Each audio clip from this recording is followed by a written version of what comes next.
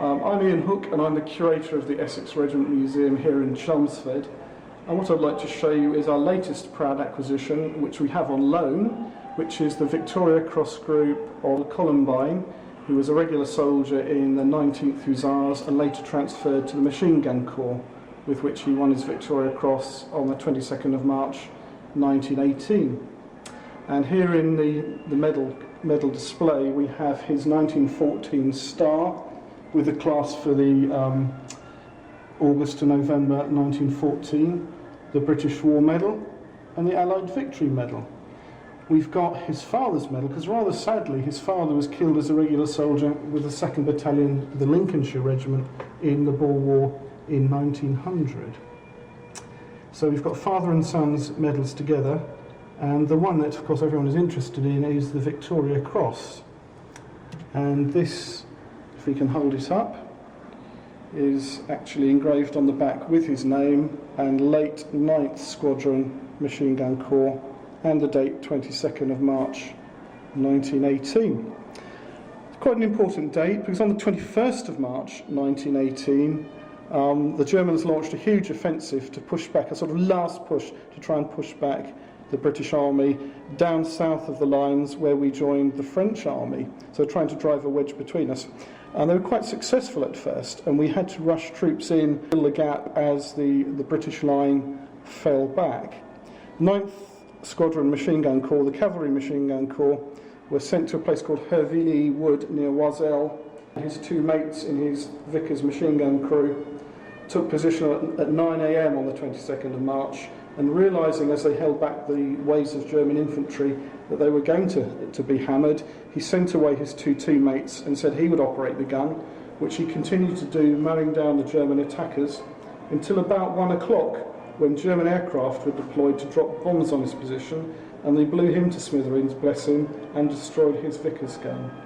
And so he was awarded the Victoria Cross for holding the line. The medal was presented by King George V to Mrs. Columbine, his poor widowed mother. And because she had taken her family to Walton-on-the-Naze for holidays before the Great War, she settled in the town, and in the end gave the medals to the town of Walton. For many years they were displayed at the Royal British Legion Club at Walton-on-the-Naze, but after a number of security incidents it was decided it wasn't appropriate to leave the medals in the club, and so they were put in a bank where they remained from 1964 until yesterday. That's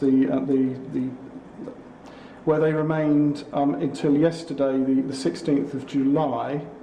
They were brought with ceremony to the Royal British Legion Hall, and they were presented on loan to the Essex Regiment Museum in order that the medals firstly could stay in Essex, and secondly could be seen by the people of Essex, and they could be very proud of somebody who adopted Essex as their home and whose mother had a real feeling for the town of Walton-on-the-Naze. Do you have any other artefacts, photographs donated? I'd love to see a photograph of him. We don't have a photograph of him, though. That there is a well-known photograph of him in his 19th Hussars full dress uniform.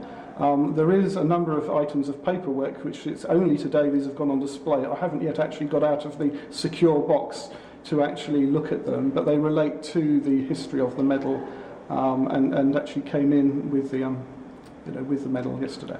Did you have to do a lot of dealing to get the medal here? How did you suddenly think, oh, I think I'd like to get that, or did the family approach you? It was a gentleman in Walton who knew about the cross, and there is a very strong movement in Walton at the moment to raise money to put a bronze statue of Harold Columbine actually on the, I forget the name of the location, but close to the sea and facing the sea. There has been a bust of Columbine on display since 1957 facing the sea, which was very much his mother's wish. And so in putting up a new memorial to him, they will be honouring the wishes of his widowed mother. What does it mean for your collection here? Well, I'm immensely proud to be able to show a Victoria Cross group of a man who's Essex by adoption, to be able to show it in Essex and have it seen by in excess of 60,000 people, and hopefully more as a result of our TV and YouTube exposure. You've got 2.5 other Victoria Crosses. Why 2.5? Well, we've got two complete groups, and we have another group where that was about to be presented to the museum in the 1960s, where some thieves broke into the family home and they cut off the cross part of the Victoria Cross and the gong part of the China War Medal. If they're still about, would there be names on there? Well, the name is actually on the back of the suspender there, and it would be on around the edge of the China War Medal.